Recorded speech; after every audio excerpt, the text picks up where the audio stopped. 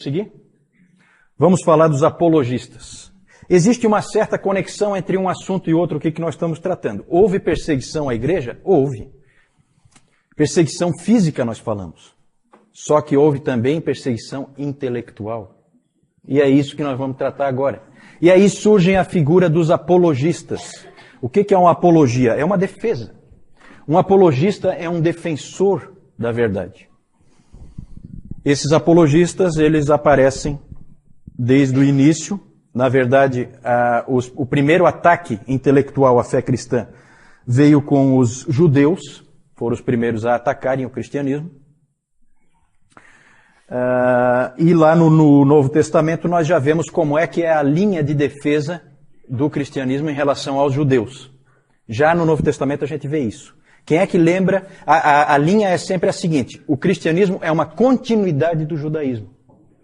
Porque é a vinda do Messias prometido. Então sempre a igreja teve o Antigo Testamento como suas escrituras, porque não é nada mais nada menos do que uma continuidade. E o judaísmo, quando ele não migra para o cristianismo, ele estagnou, ele errou o alvo. Quem é que lembra onde no Novo Testamento que nós já temos defesas nessa linha? Vamos lá, provinha, prova oral. Defesas nessa linha de que o cristianismo nada mais é do que uma continuidade do judaísmo. Em Atos, Pedro em Atos, tem um exemplo melhor em Atos. Estevão, perfeito ali, né? É uma apologia bem clara em que ele mostra toda a sequência e apontando para essa linha de raciocínio. Temos uma carta também no Novo Testamento que é praticamente trabalha só isso. Qual é? Qual é a carta? Hebreus, exatamente. Hebreus. É a carta também trabalha exatamente isso, uma continuidade em relação ao judaísmo. É isso que o livro de Hebreus trata. Que segundo Lutero cria, né? Foi escrita por Apolo. Também é um nome duvidoso porque também é o nome de um deus grego. Apolo de Alexandria, né? O grande pregador, né? É isso aí. Não vou dar por causa do deus grego, né? Mas é nome duvidoso. Tito já está nessa turma aí. Só que eu quero trazer alguém realmente mau para o meu lado. Eu já trouxe o Augusto e quero ver se trago mais alguém. Rafael é anjo, né? Não, esse aí escapou, Esse aí escapou. E essa briga com o judaísmo continua depois, não é só no Novo Testamento, não. Há um ataque muito forte de alguns judeus. E um livro que existe da antiguidade é um livro do Justino Mártir, em que ele conta, Justino Mártir é um pai da igreja, ele conta de um debate que ele teve com um judeu helenista chamado Trifo. O nome desse livro é Diálogo com Trifo. E é um livro muito interessante, há um debate entre os dois, muito bom, em cima das escrituras. O Justino começa a trazer todo o texto possível e imaginável, tem até uns fatos pitorescos, que ele traz um texto lá de Salmo 96:10, que ele vai e cita e acha que está abafando, que é Salmo 96:10, ele pega e diz para o Trifo o que ele tinha a dizer daquele texto, que diz assim: dizei entre as nações, do madeiro reina o Senhor. Salmo 96:10. Do madeiro reina o Senhor. Então, Jesus Cristo reinando da cruz. Aí o Trifo foi pegar a Bíblia dele e falou assim: eu não tenho aqui não. Na minha Bíblia não está escrito assim não. Na minha Bíblia, Salmo 96:10 diz: dizei entre as nações, reina o Senhor. Exatamente. Aí o Justino dá uma de esperto e fala: tá vendo? Isso aí são esses rabis de vocês que já foram lá e tiraram aquele pedaço ali. Quando na verdade não era nada disso, era algum escriba cristão que tinha incluído um pedaço ali, né? E o Justino estava com essa cópia que não estava fiel ao original, e o Trifo tinha o Velho Testamento em hebraico, e o Justino tinha o Velho Testamento, a Septuaginta, a versão em grego. Já com esse copista que achou que estava abafando, né, botou lá em homenagem ao Senhor do Madeiro e tal. E são fatos pitorescos assim. Esse debate durou 2 dias e ninguém conseguiu mudar a posição do outro, mas é impressionante nesse livro, eu nunca vi o livro, mas tem os testemunhos nesse sentido, de que houve um tratamento extremamente cortês entre eles, um tratamento em excelente nível, eles se tratam como amigos no final, é uma situação que não perdurou no futuro. Depois a relação cristãos e judeus passou a ser péssima, né? Os rabis lançaram lá o tal do Talmud babilônico, atacando e jogando anátema para todo lado em cima dos cristãos, e os cristãos começaram a usar expressões do tipo assassinos de Cristo para os judeus, né?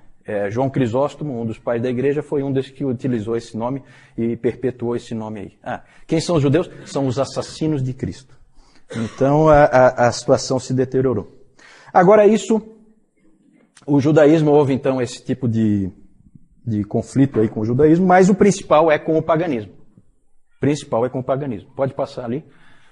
E aí nós temos várias obras da antiguidade aí, escritas por cristãos, para defender o cristianismo. Nós temos essa Epístola a Diogneto. É um material muito interessante, com uma boa visão da graça, porque uma coisa que é interessante dessa época aí da história da igreja é que ninguém entendeu a graça. Ninguém. Tinha que esperar chegar Agostinho para entender Paulo, porque ninguém tinha entendido Paulo. E essa epístola chega perto. E ela é muito bonita, ela usa a expressão de que os cristãos são a alma do mundo. Ela tem, assim, momentos bem interessantes. Esse Octávios de Minícius Félix é a história de um diálogo entre Octávios e Cecílius.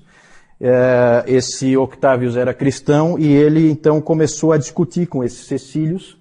E ele acaba convertendo os Cecílios. E é interessante que, já naquela época, quando você pega esse material, que é lá do 2º século, você já vê os mesmos ataques à fé cristã que existem hoje. É impressionante como é sempre as mesmas coisas que se diz. Não há, assim, novidade, né? É sempre a mesma coisa. Esses ataques que vinham de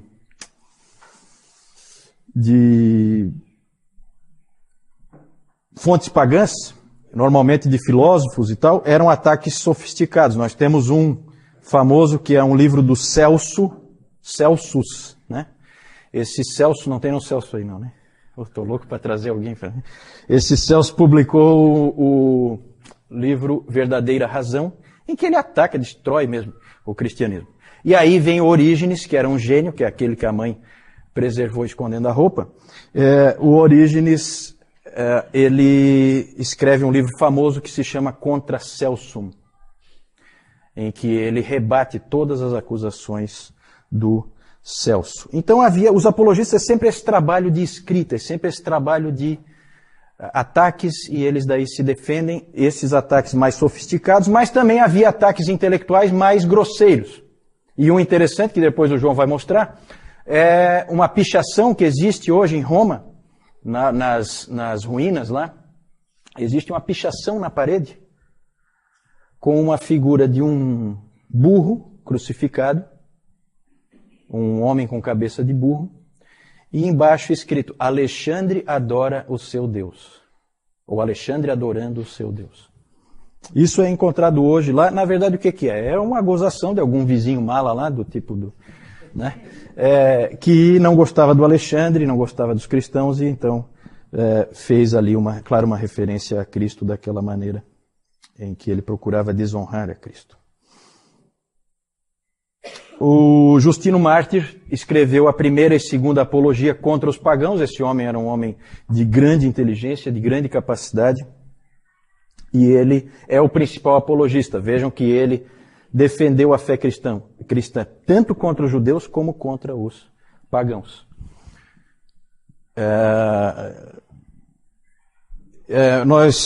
Na verdade, nós temos que agora parar para pensar um pouquinho porque a relação entre o judaísmo e o cristianismo é evidente, é simples de ver. Mas a relação entre o cristianismo e o paganismo é um pouquinho mais complicada. E aí havia um problema, havia uma dificuldade. Como tratar a cultura em que a igreja está inserida? Como ver a cultura? Como encarar? Devemos pegar o que se sabe, o que se conhece na cultura pagã e trazer para dentro da igreja, ou devemos nos afastar completamente? Isso foi um problema muito sério, uma dificuldade muito grande para a igreja saber como tratar isso. Daqui a pouco nós vamos ver em detalhes como que isso funciona. Na verdade, nós temos duas abordagens,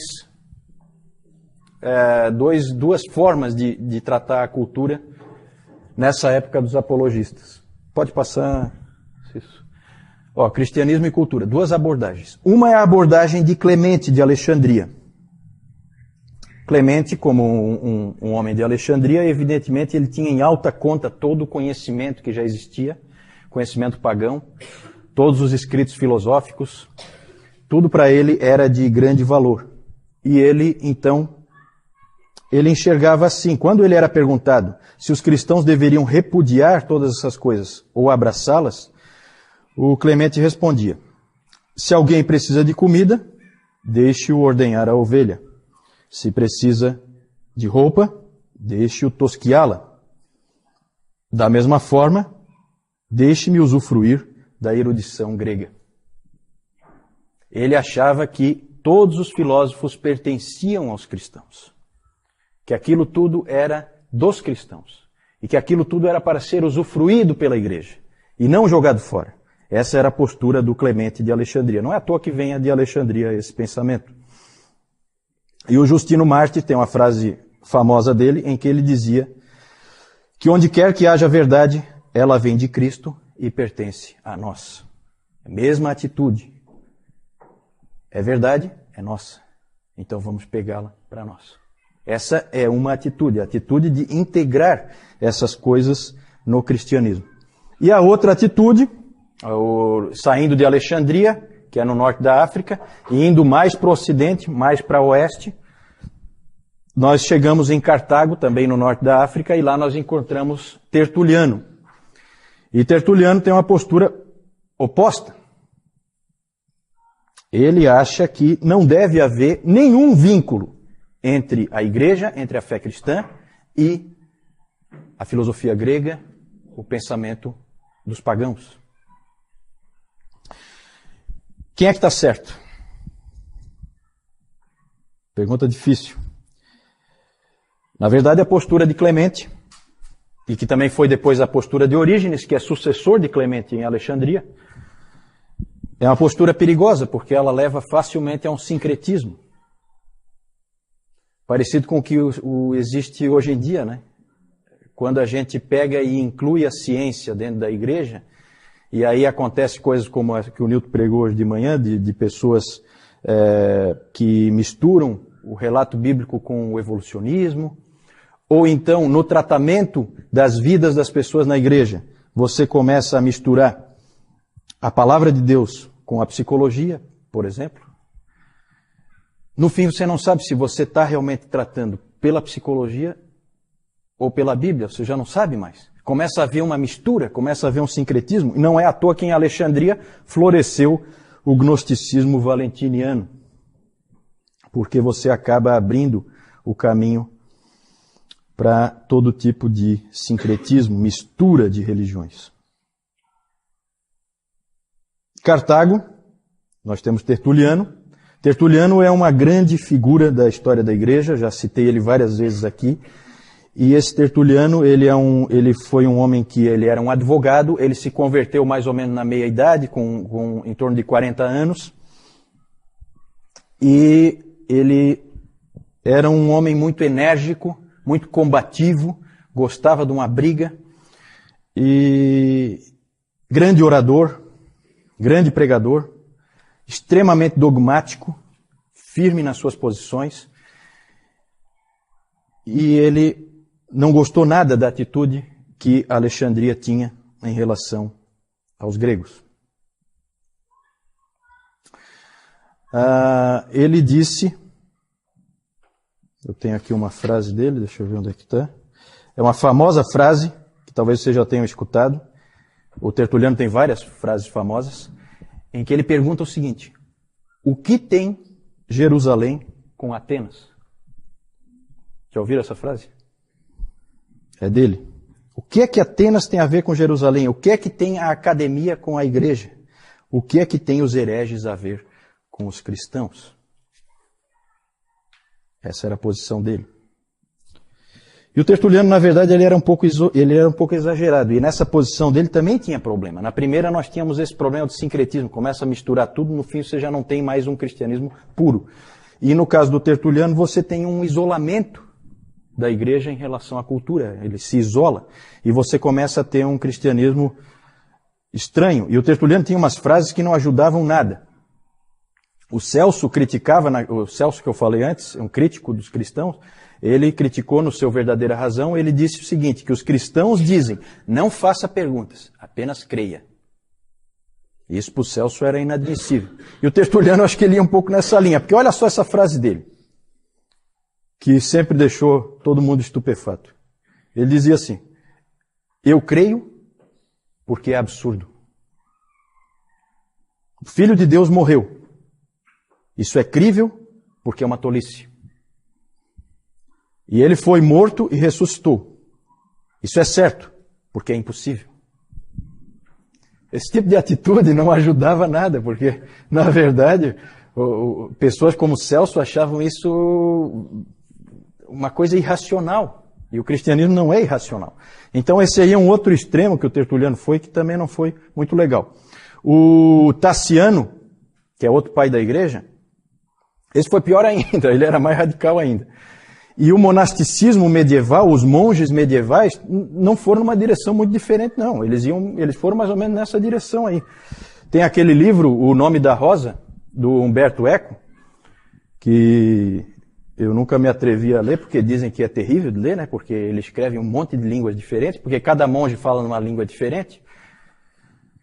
E tem até um monge lá que fala todas as línguas juntas, né? Ele sabia tantas línguas na história do Umberto Eco. Ele sabia tantas línguas diferentes que no final ele não sabia falar nenhuma. Então tem trechos lá em que esse monge fala que daí ninguém entende nada porque é misturado as várias línguas. Então é uma coisa esquisita. Mas nesse livro, o filme dá para assistir, né? O livro é complicado de ler.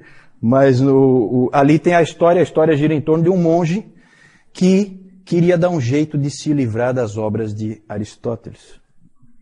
Certo? Então é dentro dessa atitude aqui do Tertuliano. Certo? Ele queria se ver livre das obras do Aristóteles. O livro gira em torno desse tema. Né?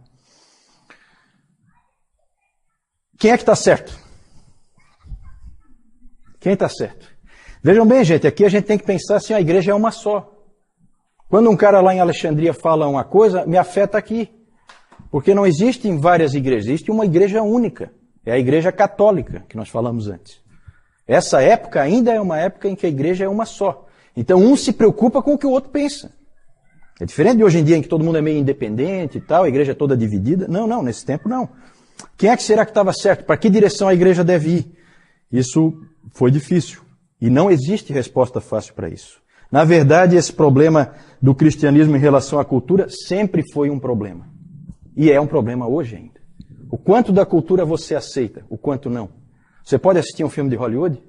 É errado um cristão fazer isso ou é certo? Um irmão vai dizer que é errado, outro irmão vai dizer que é certo. Um irmão diz que podemos usufruir disso, o outro vai dizer que não. O problema continua, gente. O problema continua. Pode passar? Existe uma classificação interessante do Richard Niebuhr, em que ele classifica assim a relação dos cristãos com a cultura. Isso a gente vê ao longo da história da igreja, vai aparecendo esse tipo de tensão. Existe a situação Cristo contra a cultura. Quem é que tem esse tipo de situação que nós já vimos aqui? Tertuliano. Cristo contra a cultura, bem típico. Cristo da cultura não é o Clemente, nem o Orígenes. Aí aparece uma outra pessoa que nós vamos ver um pouquinho mais para frente, que é o Eusébio. O Eusébio de Cesareia. o pai da história da igreja. Esse aí entra ali, Cristo da cultura. Temos o Cristo acima da cultura, que aí sim entra o Clemente, e entra também mais para, entra o Orígenes, e entra mais tarde, Tomás de Aquino, em que a cultura, nós temos que extrair da cultura o que é bom para nós, Cristo fica sempre acima, mas a gente usufrui da cultura que está num nível um pouco mais baixo. Aí tem a quarta visão, Cristo e cultura em paradoxo, que é a visão do Lutero, em que Lutero dizia, há uma tensão contínua, não dá para resolver, aceite. Aceite. Vai ser sempre assim. Não dá para resolver. E a última visão, Cristo, o transformador da cultura, que é a visão tipicamente de Calvino, e também podemos encaixar ali Agostinho. Nós vamos depois tratar dessas pessoas, a gente vai ver esse tipo de situação, mas sempre foi um problema, continua sendo. O livro do Niebuhr também não resolve o problema, ele só coloca o problema, não dá a solução. Acho que ninguém vai dar nunca a solução. Isso é sempre um problema na igreja, eu acho que sempre vai ser. Pode passar? João. Essa aqui é aquela pichação que foi colocada lá no muro ali daquele vizinho mala. Aqui, representando a cruz, aqui uma figura com a cabeça de um burro. E aqui, Alexandre adorando ali o burro. Então, quer dizer, se tem um adorando um burro, seria mais ou menos assim, um burro adorando outro burro, né? E aqui nós temos o Justino Mártir, figura dele. Próximo. Aqui nós temos o famoso farol de Alexandria, o porto de Alexandria também. Aqui o farol, onde já foi falado ali, inclusive da biblioteca lá de Alexandria. E aqui nós temos o Clemente de Alexandria, que também o Juliano falou ainda há pouco sobre ele. Alguma pergunta aí em relação aos apologistas?